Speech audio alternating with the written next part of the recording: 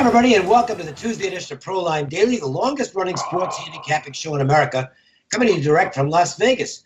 We've got a full schedule of baseball tonight. Jim, you're 18-8-1 with your high-end inner circle baseball releases, with the Royals coming through yesterday.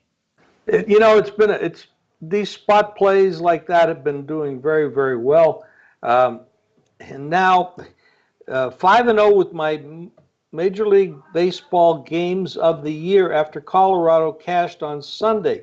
My situational game of the year is going. Grab another red-hot winner inner circle release today at jimfeist.com, and when you purchase, it'll ask you if you have a coupon. You do. You have a coupon. Just type in Jim50 and get 50% off. Red Hot, I'd like you to win with me because collecting money is a lot more fun than paying it out. That it is. I split out last night. Top plays won on Saturday and Sunday. So, not bad. And we've got a value plus play going tonight.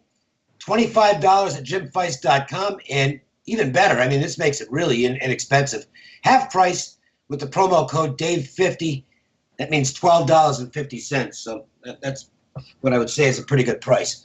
So let's look at some baseball, and the Indians and Orioles matching up. And the Orioles now have an almost unbelievable streak going. They've had 16 straight games where they've given up 5 or more runs. They can't get anybody out right now. The pitching is completely fallen apart. Chris Tillman is on the mound tonight, and he has not been good. Just getting crushed. These numbers over his, I guess it's his last 6 starts, 1-5, 8.07. Nothing's working. The numbers speak for themselves. His walk rate is high. He's giving up a ton of hits. 75 base runners in his last 35 and change innings. Boy, that's really bad. The Indians send Josh Tomlin out, and he's been the weak link for them. The numbers kind of tell the story. 4-8, 5.83. If you look at some of the metrics, they're a little better because he doesn't walk anybody. And that's one of the things where metrics can be a little misleading, is that they overly reward good controlled pitchers. Now, it's great that Tomlin has only walked 6 guys. But it's not great. At the same time, Jim, everything he throws is in the strike zone, and the key is making strikes look like balls and making balls look like strikes. He doesn't do that, and that's why he's got a high ERA and a very high hits to innings pitched ratio. So, it looks...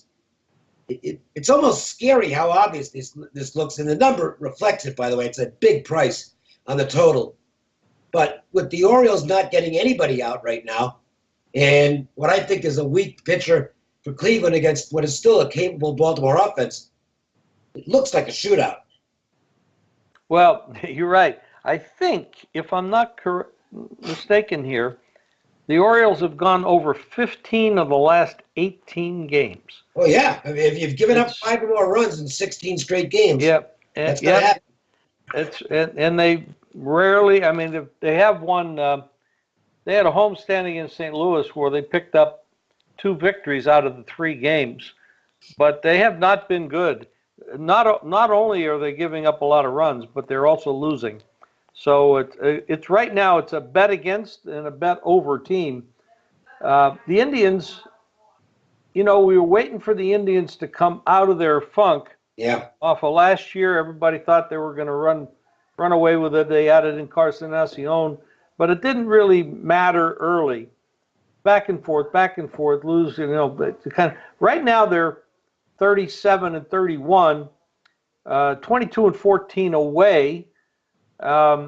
They're not that much better than the Orioles, actually, but when you look at current trends, it's monster. Indians on a 6-0 run. They're hitting the ball, and it would be very difficult to see the Indians losing this game. It's not a big price either. It's although it has gone up a little bit, but it looks like the Indians an over if you're looking at this game, and just simple, straightforward handicapping. That's the way it looks. Yep. And the odds makers have adjusted the total. They're not dumb, so it's up to 11 now. That's a big number. I'm not playing the under, but at least you're going to have to pay a penalty or of sort of pay a tariff, if you will, on the over. So I still think it probably gets there, and I can't disagree with the side. Interesting matchup tonight is Houston takes on Oakland. Francis Martes on the mound for the Astros, and Sonny Gray will go for Oakland. You know, the A's have played pretty good ball at home. They've been awful on the road. I mean, really bad on the road. They're almost an auto play against on the road. I think it's 9-25 now, but at home, pretty good. Houston plays well everywhere, and it's just phenomenal for a team to have a 750 win percentage on the road. That's crazy. Martes is a very capable young guy, but he's young, and we'll see if Oakland can do something against him. Gray, you know, some good signs, some not so good signs.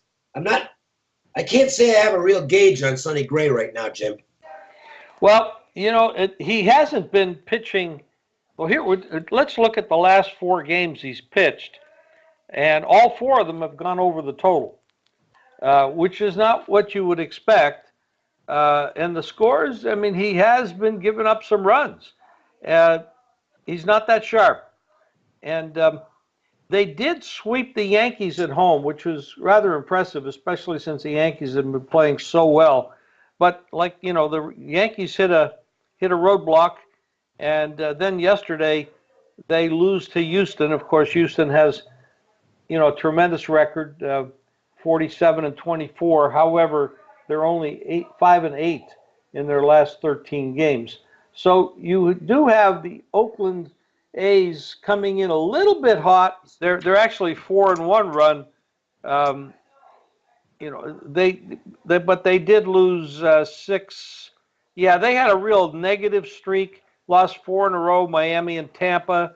Lost a couple games to Toronto and Tampa again at the beginning of that set. And then they came home and they whipped the Yankees 4 straight, and then lost yesterday, only scoring 1 run yesterday. Lost 4-1. Well, I mean, look, the home record, got to respect it. I mean, 22-14, and they started 2-5. So since then, they're 20-9. I mean, that's, they're a different team. You know, the funny thing is, this Oakland team, they got some young talent on this team. I'll be interested. I know they're probably going to sell something off at the deadline. That's all right if it's a veteran guy. But the core of young talent here is not bad. No, this looks like they're in a rebuilding mode. They're doing some good things. Their record on the road, obviously, is really, really bad. So they haven't been able to accomplish anything on their own. 9-25.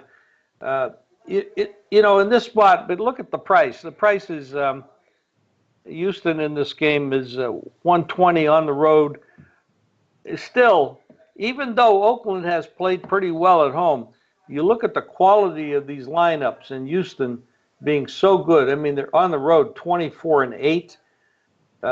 It's hard to imagine Houston not coming out of this funk, and Gray is giving up quite a few runs lately. So I don't see this as a pitcher's duel at all. Yeah, note, by the way, that the A's have gotten some money this morning. So they're now the favorite in the game, which is interesting. Oakland is the favorite in this game. Houston's won. It's been like a home away from home for them. They've played very well in this ballpark recently. I mean, obviously, it's a short sample thing. But it does look like some sharp money on the Oakland A's here. Notice that it's like Penny and Bookmaker are the two high. I'm seeing 109, 112, 108. So there's some money showing on the Oakland side here. We should point out that Penny and Bookmaker use 2 different sets of numbers. Bookmaker's a 20-cent line, Penny's a 10-cent line. That's right. So you're going to see a bigger number on the Bookmaker side. If you're laying that, you're going to lay a bigger price with Bookmaker. But, you know, I want to inject one thing, the bit of news, and I know not everybody's into baseball, not everybody's into basketball, but we cover it all here. I thought it was amazing that Dan Gilbert fired Griffin this morning for the general manager for the Cleveland Cavs. LeBron's not happy about it. there's a lot of things going on in the NBA you should follow. We got the draft coming up. You got some trades working with Butler. You got Paul George wanting out of Indianapolis, the Pacers, I should say. You got issues with Cleveland, not Cleveland, but the Celtics giving up their #1 draft choice to Philadelphia. A lot of good things happen, interesting things happening in the NBA. So if you're not interested in baseball and you want to know a little bit about basketball, follow the news. It's quite interesting. Yeah, here's the bad news. The offseason is more interesting than the season. It is. Yeah, it is. Now and Jimmy Butler now might end up in Cleveland. I got to tell you, this league's playing with fire. I know Cleveland and Golden State, oh boy, great battle, great rivalry. They only play each other twice a year, and then they'll meet in the playoffs in the championship. If you already know that going in, what the hell's the point of watching? Well, yeah, we talked about it before. The 82-game season, really preseason, it's like the 4-game NFL preseason. It's a bunch of trial and error and teams sitting players and fans getting upset because they go to the game and can't see the stars because they never made the trip and all that. Jim, even the playoffs are like that. Oh, the playoffs are horrible this year. It's terrible. And it's going to, I got a feeling it's going to get worse. These two teams might be so far ahead of everybody that there's almost no chance they won't meet in the playoffs again next year. Well, I'm not. You got a problem with it you compare that to the other sports where you don't know what's going to happen going in. The baseball's wide open. NHL, you had a 16 seed, literally the last team to get in the playoffs made the finals. The NFL, the Patriots are the best organization, but it doesn't mean they're going to be in the Super Bowl every year. You have a problem when you're allowing, and it's not going to stop apparently. I mean, the two best teams in the league might actually get better. It's ridiculous. Well, let's look at them. I don't think we're going to lose any strength with the Warriors, but the Cavs could be in trouble here, Dave. LeBron has got 1 year left on his contract. He is not happy that Griffin is gone, and he is not happy that the team manager, I can't remember the title or his name, is also fired. Paul George can end up there. Jimmy Butler could end up there, but also you have to consider this. You can get Paul George in there on a rental. Now, what is a rental? A lot of people don't understand that.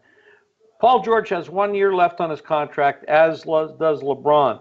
So you can bring Paul George in to help that team have enough firepower, and that would really help a lot to go and then be able to fight with the Warriors for the championship next year. That might work. However, both LeBron and George may prove or choose to leave the Cavs after next year because, A, there's a lot of interference by the owner who doesn't even think a general manager's job is important enough to keep him. So and not everybody wants to live in Cleveland, especially when LA is rebuilding. There's other teams rebuilding, and these are two superstars that might want to make a change. And LeBron also already owns a home in Los Angeles, and Paul George is from Los Angeles area. So there's a lot of things going on in the NBA that's really screwing up. Yeah, but you know what? Even I think what you said is probably going to happen. This will be the last year of Cleveland's total domination in the East. But you know what's going to happen is LeBron will go to the Lakers. 2 or 3 other guys will follow him. I think that's part of the problem with the NBA is it's become a league of 2 super teams, and wherever LeBron goes, that'll be one of the super teams. I suppose the Warriors will continue to be a super team. I don't know. I find the league incredibly boring. I watched almost, and I'm not saying I think the betting might actually be the thing that saves them. They had a good volume year at the betting windows, and that keeps people watching because they want to see what's happening with their money. NBA better push for more gambling because there's no other reason to watch this league. Well, what happens when we got 32 teams in the league and maybe only 4 teams have a chance? That's not good. No, it's not good. I have to tell you, I did not, and this is a fact. I did not watch a single game this year from start to finish in the NBA. Not one. I watched hockey every night, basically, and college basketball is very competitive. It's a way better game than the NBA version in terms of excitement and competition. I'd rather watch a rerun of the Golden Girls than the NBA, and I never liked the Golden Girls. Okay. Well, I think the league absolutely stinks. Well, and, it might be a little. And that's not a minority opinion. I think you're going to start to see people stay away in droves from this league, and their ratings are going to start to plummet. Well, it's too much of the inmates are running the asylum, Dave. That's right. You can't have players decide, okay, I'm going to go to Miami, or I'm going to go to Cleveland, I'm going to go to LA. You can't have players build their own super teams at the cost of competitiveness with the rest of the league. Oh, and here's the problem. Unlike other sports, there's a bit of a handicap for basketball in that it is the one sport where one player can absolutely dominate. I mean, the top of the food chain in the NBA, those guys are LeBron, Durant, Curry. They're so much better than almost everybody else in the rest of the league. Yeah, you're right. And, I was watching some old 30-30s on ESPN the other day, and I watched the old Lakers-Celtics matchups. And, of course, you go back to the Lakers-Celtics matchups, you're talking about Bird against Magic. And Bird and Magic go back to college, where, they met in the championship. And one player out of five, the starting team, can make such a big difference. I mean, Bird took Indiana State to the championship, and he was the only player on the team. Yeah, pretty much. And no, they didn't really have much of a chance against Magic and company, but that's the power of one superstar. Now, you need a bench. That's probably the downfall of Cleveland this year against the Warriors. Their bench was very inferior. But I think maybe the league, if you really get down to it, can the league really sustain 32 competitive teams? No, they can't. See, that's the issue. And they're not going to get rid of teams. I don't know what the solution is. I don't think there is a solution, but it's just the way it is. I mean, to me, wake me up when the NBA championship round starts, and I might watch some. All right. Anyway, I have a free play today, so I'll give that out. And this is interesting because this is a game where my numbers actually indicate. Well, let's see. I made the Tigers Mariners 127, so there's no real value in Seattle on a math standpoint, but this Tigers team is a train wreck right now. There's dissension on the team. I think Brad Ausmus is finally going to get fired. Looks like he's lost the clubhouse. Miguel Cabrera is not a happy camper. I saw this last week, and this was Cabrera's a pretty happy guy on the field normally. Shows his emotions. He hits a walk-off two-run homer to get them past Tampa 5-3. And the way he circled the bases, you'd have thought they were down by 12 runs. And this was a bottom of the ninth walk-off homer, or 10th, I can't remember which it was. And then over the weekend, it was the Sunday game, they kept on throwing over to first base with one of the runners on for the other team. And at some point, Cabrera looked over in the dugout with his hands on his hips and was like, are you kidding me? They got problems on that team right now. And obviously, some of them are personnel because their bullpen is just unbelievably bad. But there's nothing going right for this team right now. It's a game where I think, despite the fact you've got a lefty on the mound, and Detroit can hit lefties on the road, and Miranda's not the most consistent guy with his control. And my numbers actually say that the value here is out slightly on Detroit. I think Seattle's a winner tonight. And, I don't think this is a bad play to make a -1 line on, which what you do there is you play half your bet on the money line and half your bet on the runs line. You're looking at about -130 on one side and a real nice plus price on the runs line. The Tigers, to me, are a team to play against right now, and I would recommend Seattle in that game tonight. Yes, if you do that, you're laying Seattle -1.5 plus 148.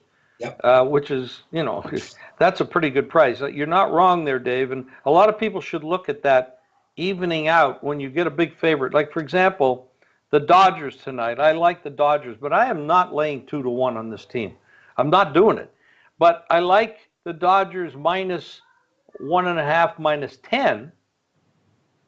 And, would you lay the 212 to even that out, Dave, or just let it go? Well, if you like the team, then that lowers your the key is you're lowering your liability.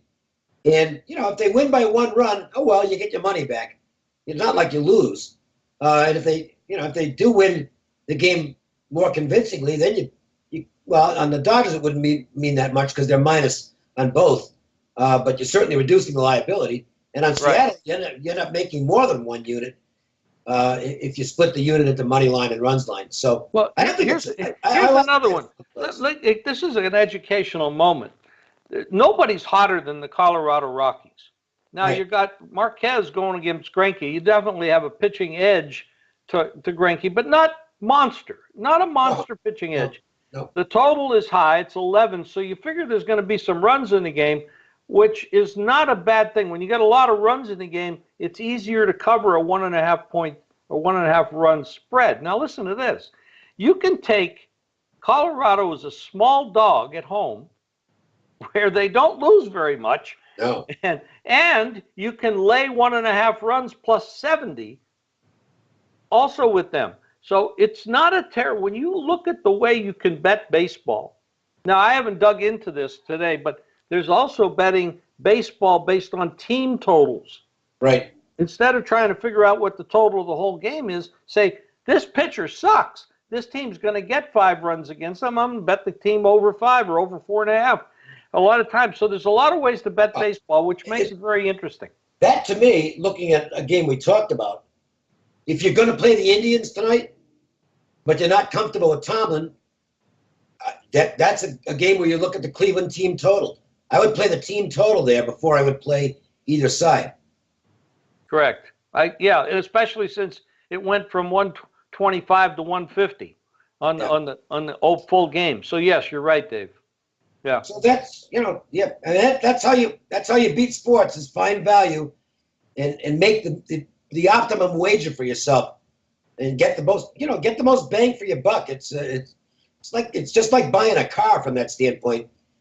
Shop around and get the best deal, and even on a real nice car. And things are going to work out better. If you want to get free plays every day on a recorded message, we have that at 888-294-1970. Also, another way you can get free plays is by text. Just text GAME, GAME, to 25827. And that will do it. Don't forget to cash in with our plays tonight and use those coupons at the checkout because you're going to save 50%. We will do this again on Wednesday. Thanks for joining us. We'll see you tomorrow with another edition of Proline Daily from Las Vegas.